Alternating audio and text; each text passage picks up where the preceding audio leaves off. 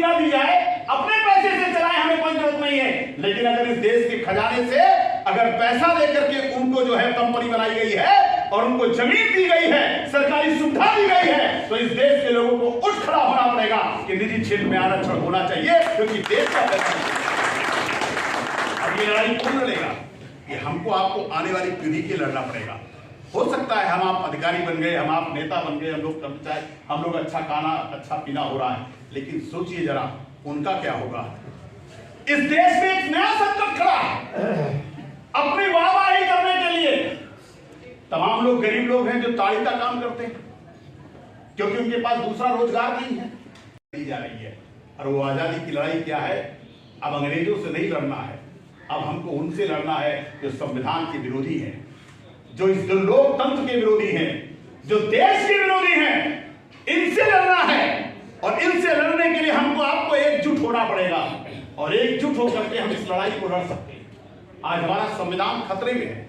आप जानते हो कि अब आउटसोर्सिंग से नौकरी देते हैं। क्यों देते हैं आउटसोर्सिंग से नौकरी?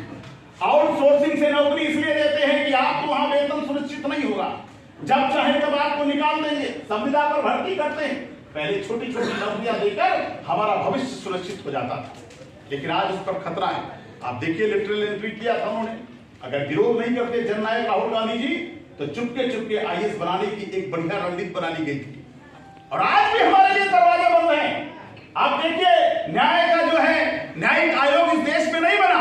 न्यायपालिका में हमारा प्रवेश अगर नहीं होगा तो हम कैसे आगे बढ़ जाएंगे? और न्यायपालिका में हर जाति धर्म के लोगों को न्यायपालिका में अपना हक और अपना अधिकार पाने के लिए इस देश में जब तक गरीब का बेटा न्यायाधीश नहीं बनेगा, हाई कोर्ट और सुप्रीम कोर्ट में जो है जब तक जज नहीं बनेगा, तब तक ये लड़ाई अधूरी रहेगी। और इसके लिए हमारे संविधान में प्रावधान है, हमारे संविधान में प्रावधान है कि निःशुल्क और विधिक रूप से हमको सहायता मिले, हमको न्याय समान रूप से मिले। लेकिन क्या मिल सकता है? पैसे के दम पर आप न्यायपालिका के तहत आपको जो है न्याय मिलने की एक रास्ता खोल दिया गया। अभी आपने देखा परीक्षा जो प्रणाली हो रही है, इसमें क्या है? कंपनियां परीक्षा करा रही हैं, तो जब चाहे जो है लीक करा दें, जब चाहे उसको परीक्षा को। ये क्या है? ये संविधान विरोधी काम है।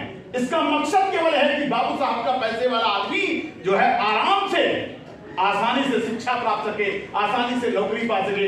तो उसका क्या होगा जो बिल्कुल गरीब है, कमजोर है? आप याद करिए अपने भविष्य को कि जब हमारे बाप दादा पढ़े लिखे नहीं थे तो हमको आपको पढ़ने का कैसा अवसर मिला।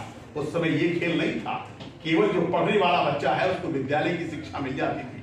तो देश में एक बहुत बड़ा संकट है, वो निजीकरण के रूप में भी संकट है, इस देश में समान अवसर ना मिलने का भी संकट है, इस देश में हमको आगे बढ़ने का जितना रास्ता था वो बंद किया जा रहा, नया रास्ता खोला ही नहीं जा रहा है।